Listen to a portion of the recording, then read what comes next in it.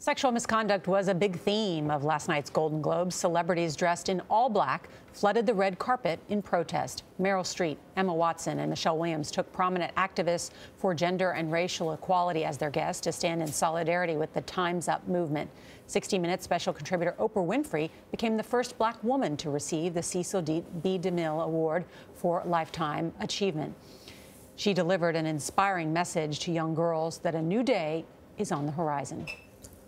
And when that new day finally dawns,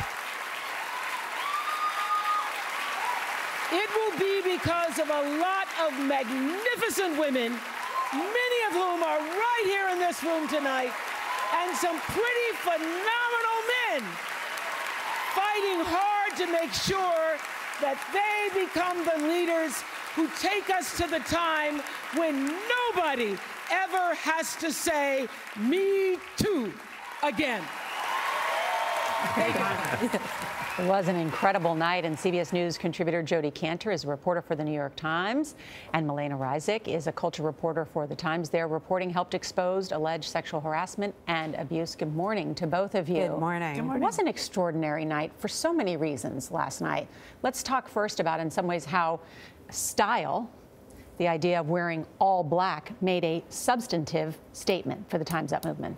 I woke up this morning saying, did I have a crazy dream last night in which the leading actresses of Hollywood effectively dismantled and challenged the traditions of the red carpet by saying, we're not here just to be pretty objects. We're going to talk about substantive issues on the red carpet, and we're going to use the red carpet, which is traditionally seen as pretty retrograde, to change the gender dynamics of Hollywood.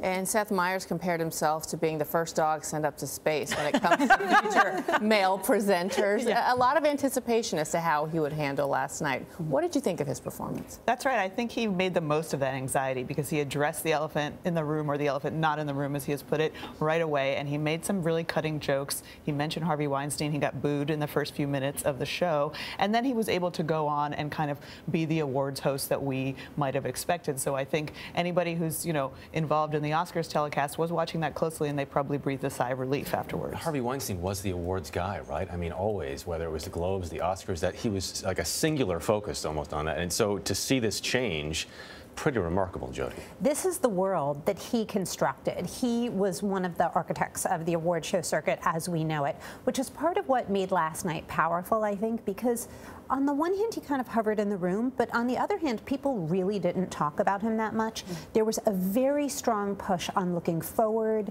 looking to the future, doing better. And some of these numbers are still striking. I mean, we talked about them last week with you and others. I mean, 4% of the directors on the top grossing films that this country makes are women, only 4%. Some of the numbers even low cinematographers. I mean, I think a lot of people wonder if you've seen that change coming in the future then. Well, one of the comments of the night came from Natalie Portman, who was announcing the directing awards, and she said, here are the all-male directing nominees. And it was a completely factual statement. Right. And yet she was making such a powerful point about how a woman had not been included. Very subtle, but powerful. Yeah, and Melena, Oprah Winfrey's speech. I mean, she's known for terrific inspirational speeches, but she really kind of stole the show. I mean, she was able to weave sort of a historical narrative with kind of the changing times and hope and her own personal story. Yeah, absolutely. I mean, we all knew that Oprah could do an inspiring, fiery, rousy speech, but what a great reminder. And I think what she was so effective at was in uniting the themes of the night. Some of the messages that other people spoke about in their awards speeches, Time's Up, the fact that this is a moment of inspiration for women, that this could be a moment of change. She kind of brought all of that together in a really powerful way. And as inspiring as that was, one thing has stuck with me, Jodi, that you've said throughout your incredible reporting. I believe it was in one of the pieces for this show, where you said so many women are coming forward now because they're afraid that that window of opportunity to speak out will close. So as inspiring as Oprah was about what a change this is, you still talk about the window possibly closing. Well, I think what we saw a lot of the actresses involved in the Time's Up campaign doing last night was trying to make that window bigger. And part of what was notable was the way they were trying to expand it to other industries. They were saying, this is not just about us. This is about the common experiences that so many women across the economic spectrum have. Here's what's interesting. What do we expect from the Oscars now?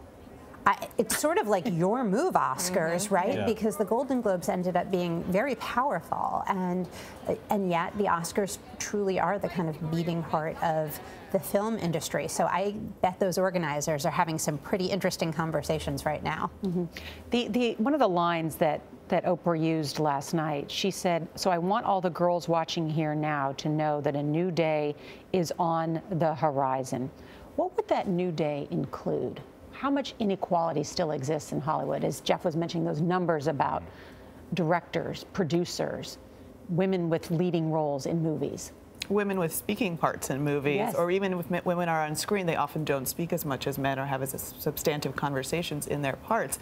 I think, it takes a long time to make a movie, so of course it might take a little bit of time to change for Hollywood. But what I think last night pointed up is that change needs to happen, or people are going to continue to call it out that it hasn't, the way Natalie Portman did. Of course there may not be all female directing nominees yet, but people are going to shine a light on that fact more often than in the past.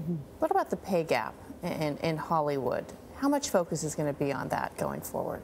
Well, people are just getting a lot more honest about it. Deborah Messing on the E! Red Carpet actually made a statement about what E! pays its female hosts. That's a kind of honesty and frankness that we have not seen on the red carpet before. It was also one woman speaking up on behalf of another woman.